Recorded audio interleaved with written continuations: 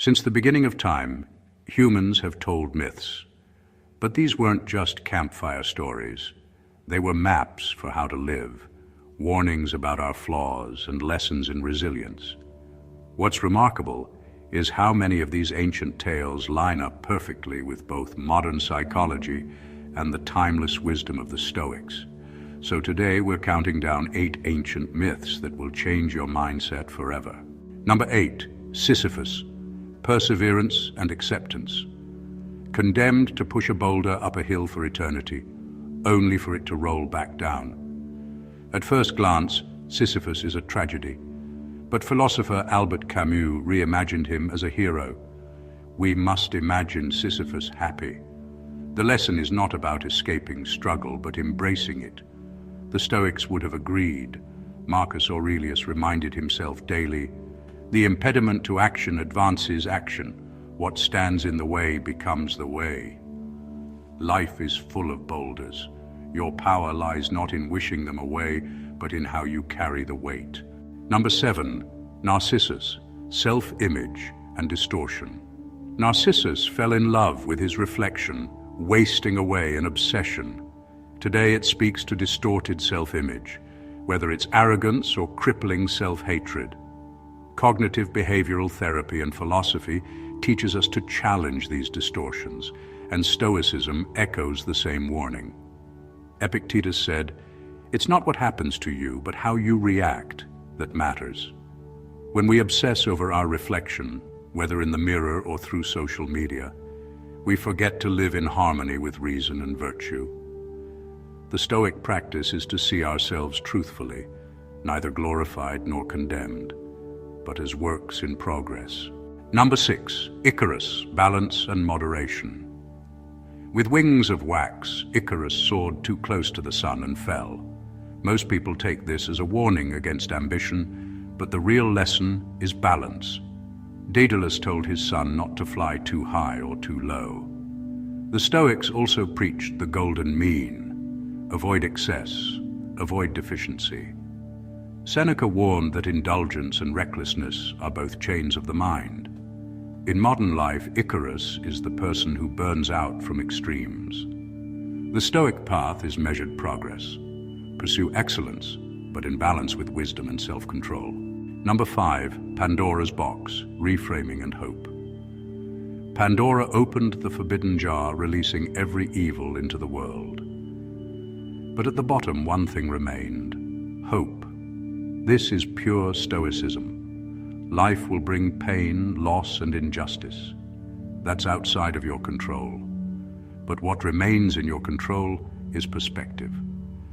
As Epictetus taught, men are disturbed not by things, but by the views they take of them. Hope is the ultimate reframe, the one light that makes endurance possible. In your darkest moments, the Stoic task is to search for the spark of hope, still inside the box. Number 4, Theseus and the Minotaur, facing inner demons. Deep in the labyrinth, Theseus faced the Minotaur and slew it, guided by Ariadne's thread. The labyrinth is the mind. The Minotaur is our fear, anger, or destructive impulses. The thread, structure, and reason. This is exactly how the Stoics approached life. Marcus Aurelius described philosophy itself as a guide through the chaos of thought. In practice, CBT and Stoicism both give us threads, tools, exercises, and disciplines to help us face our monsters and not lose ourselves in the maze. Number 3, the Phoenix, renewal and growth. From its ashes, the Phoenix rises, reborn stronger than before. The Stoics embraced this idea of renewal. Seneca said, "Every new beginning comes from some other beginning's end." They believed misfortune is not the end, but material for strength. The Phoenix shows us resilience, the same lesson CBT calls post-traumatic growth. When life burns you down, you have 2 choices: remain in ashes or rise. Stoicism demands we rise. Number 2, the Ouroboros, cycles and awareness. The serpent eating its own tail, forever repeating. It symbolizes cycles, both creative and destructive. Stoics understood this deeply.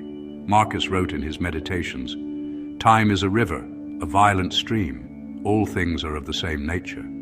Life is cyclical. Our thoughts are too.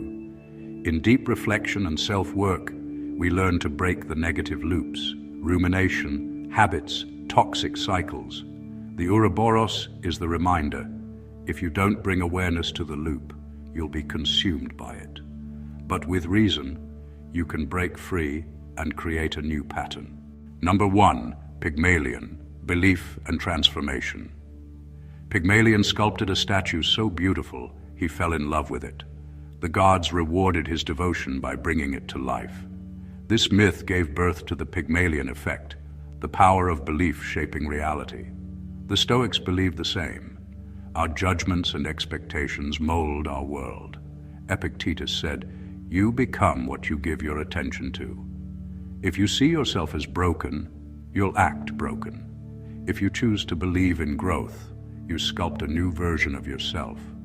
Pygmalion reminds us that belief, like the sculptor's chisel, carves us into who we become. Together, these myths and Stoic principles tell us something profound. The ancients weren't just spinning stories, they were giving us mental blueprints. Sisyphus teaches perseverance, Narcissus warns of illusion. Icarus shows the danger of extremes, Pandora leaves us hope. Theseus proves we must face our fears. The Phoenix shows us renewal, the Ouroboros teaches awareness, and Pygmalion reveals the power of belief. These are not just tales of gods and monsters, they are guides for us. The Stoics would say, don't just hear the stories, live them. Be the phoenix that rises, the Theseus who faces the Minotaur, the Pygmalion who shapes himself anew. Because life will test you like a myth, and your response will decide the hero you become.